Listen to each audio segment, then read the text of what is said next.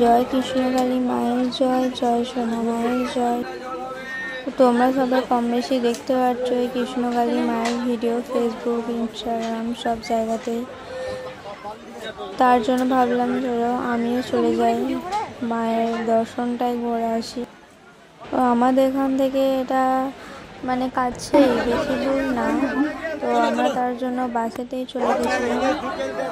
তো তোমরা যদি কেউ যেতে চাও তাহলে তোমরা বর্ধমান স্টেশনে 8 নম্বর প্ল্যাটফর্মে নামবে, ওখান থেকে টোটো করে যেতে পারো। আবার নবাবহাট বাস স্ট্যান্ড থেকেও কালনা লাইনে বাস ধরেও যেতে পারো।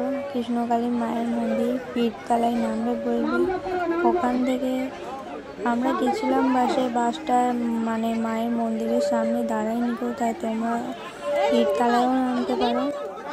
পীরতলা থেকে জাস্ট 1 মিনিট 2 মিনিটের রাস্তা। তো ওখান থেকে তোমরা হেঁটে গেলেই দেখতে পাবে কৃষ্ণকালী মায়ের মন্দির। তো তোমরা যদি কেউ যেতে চাও তাহলে যেতে পারো, আমিও গেছিলাম।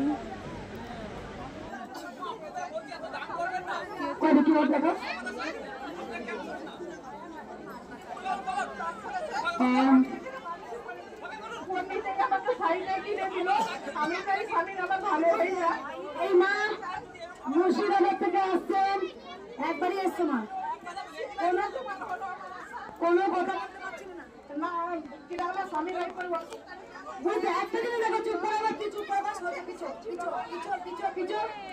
সবাই চুপ করো।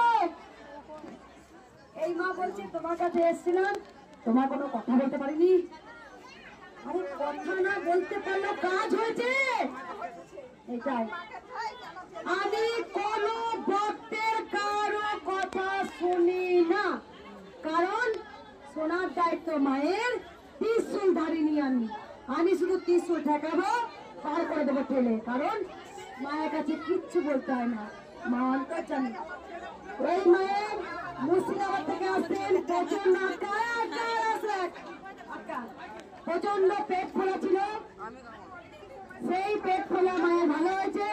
স্বামী অ্যাক্সিডেন্ট হয়েছিল, গায়ে সেটি দাগ হয়েছিল, মায়ের কাছে একবারই এসে ত্রিশূল থেকে ভালো হয়েছে। মা আছে, মা এখন সাহায্য করবে।